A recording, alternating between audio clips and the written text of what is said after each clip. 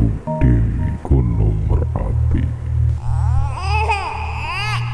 Diawali dari tangisan suara bayi Nek Rumini yang lagi mencari kayu bakar.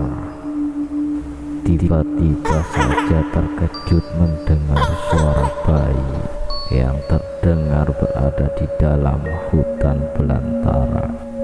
Lalu Nek Rumini langsung menuju tempat sumber suara tersebut dan ditemukan anak bayi yang berumur sekitar 8 bulan di dalam semak-semak dengan keadaan sehat dan sudah dipakaikan jaring.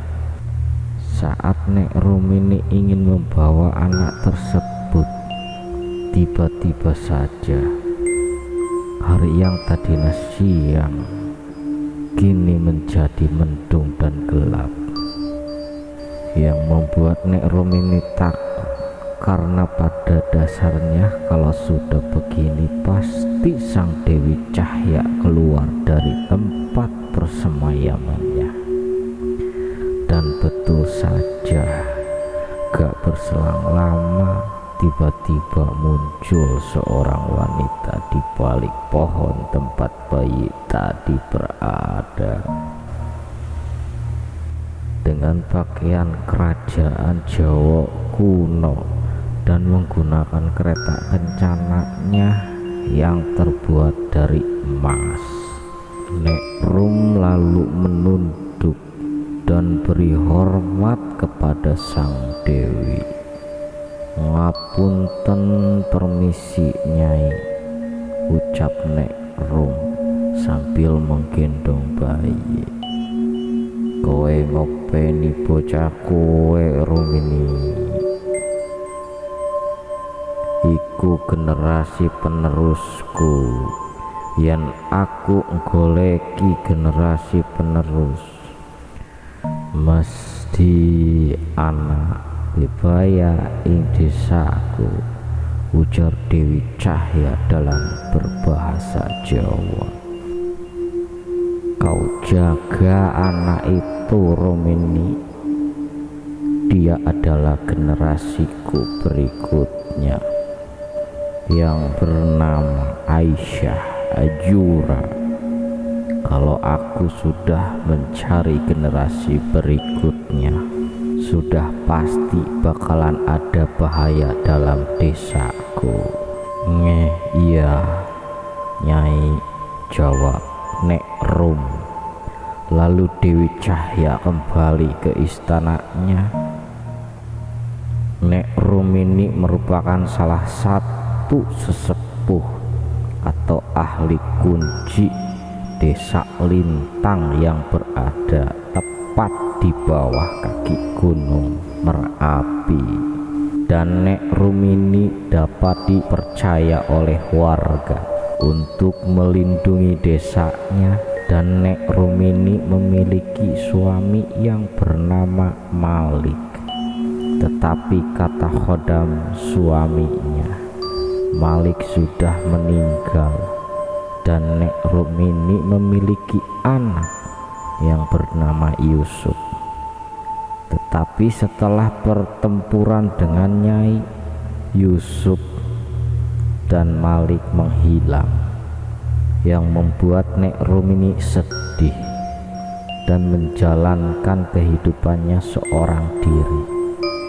Tetapi kali ini ia bersyukur karena sang Dewi Cahya memberikan kepercayaan kepadanya untuk menjaga dan membesarkan anak yang bernama Aisyah.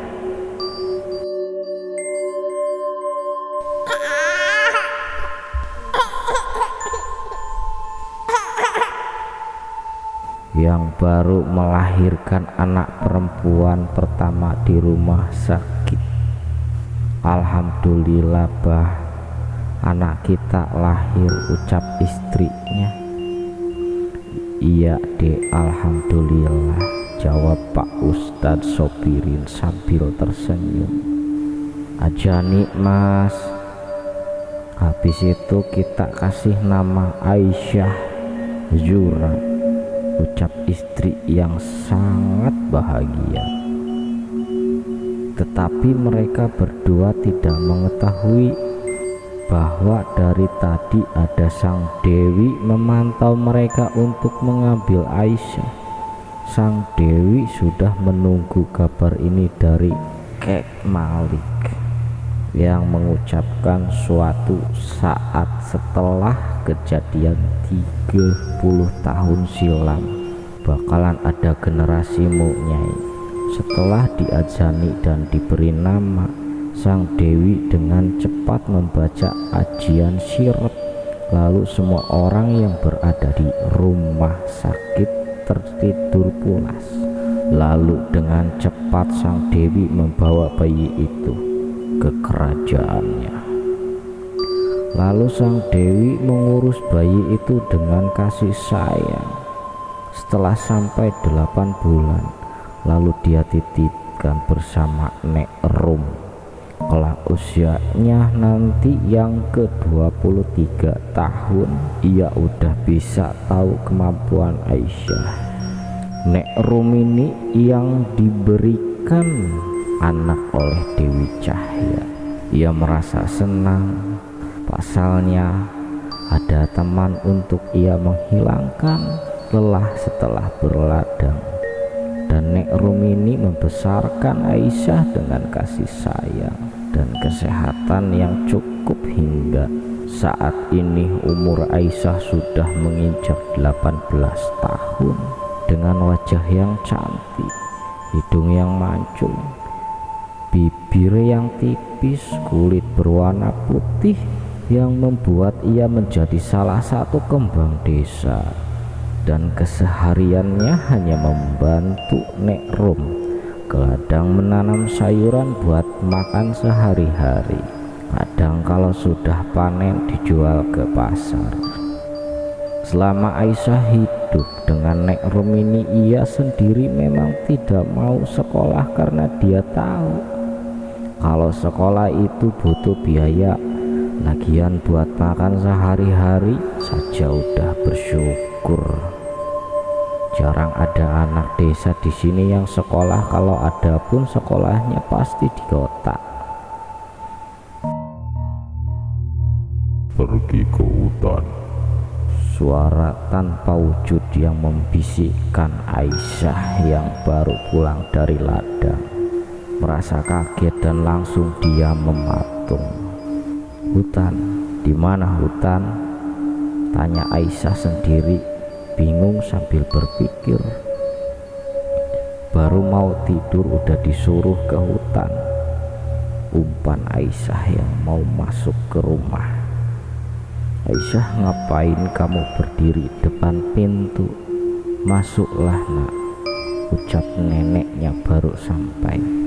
Aisyah belum tahu kalau dia punya kemampuan khusus, dan Nek Rum ini pun juga belum tahu.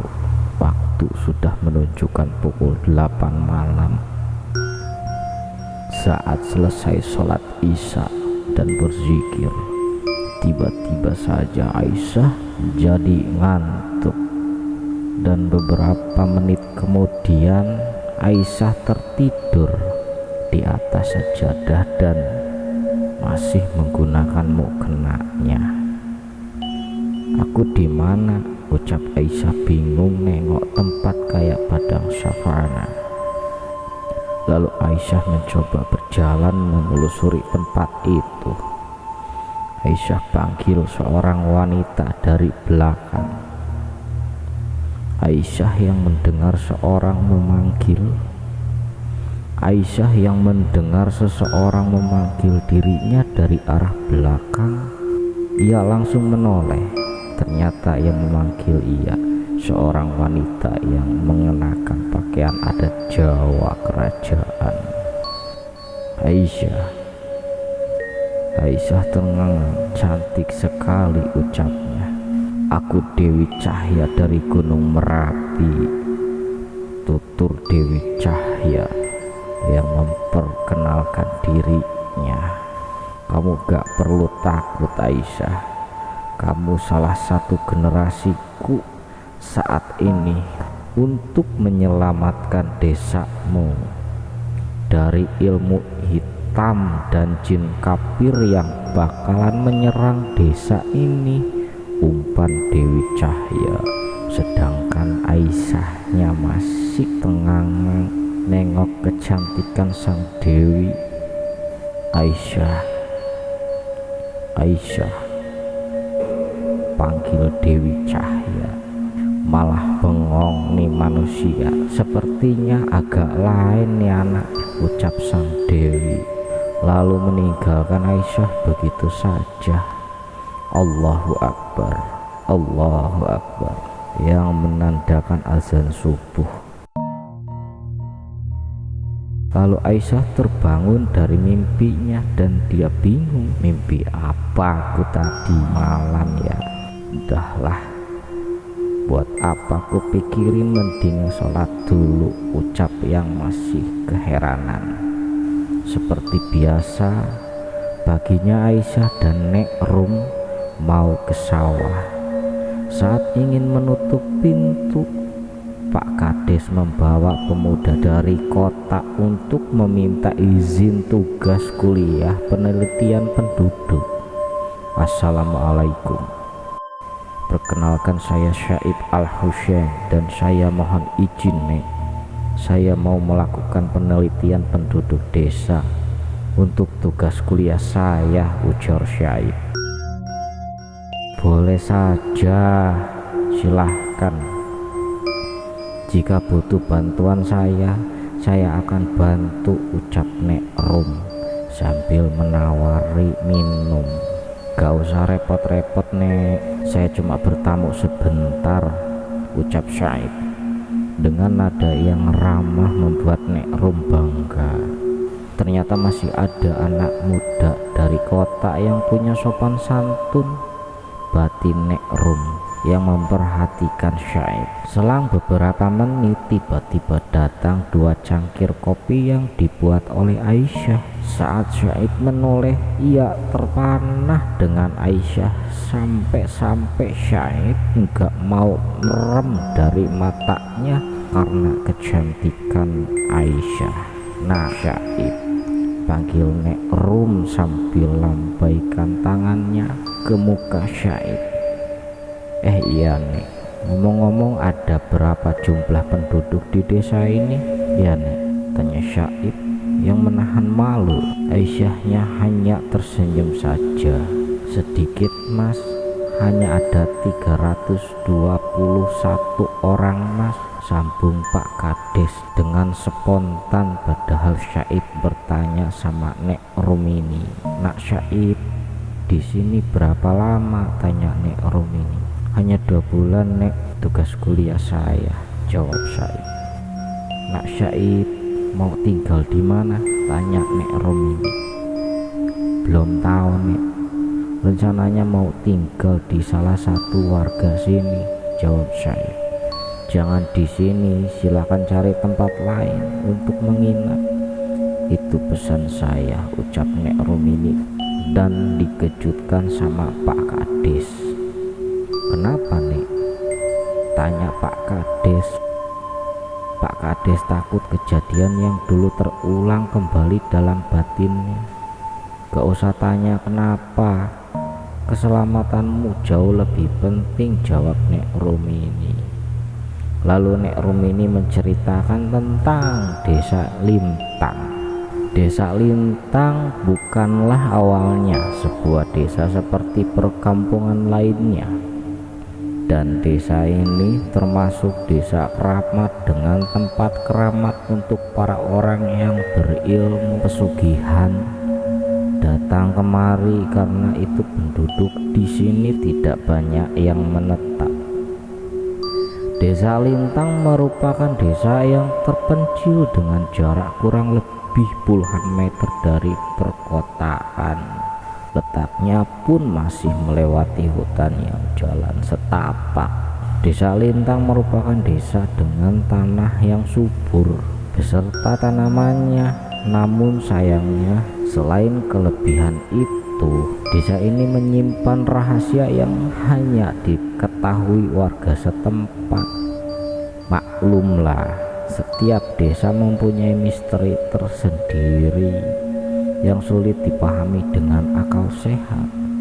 Gak terasa waktu sudah mulai sore. Saat lagi asyik bercerita, tiba-tiba datang Bu Nuri. Pak Kades, nampak anak saya Winda? Tanya Bu Nuri.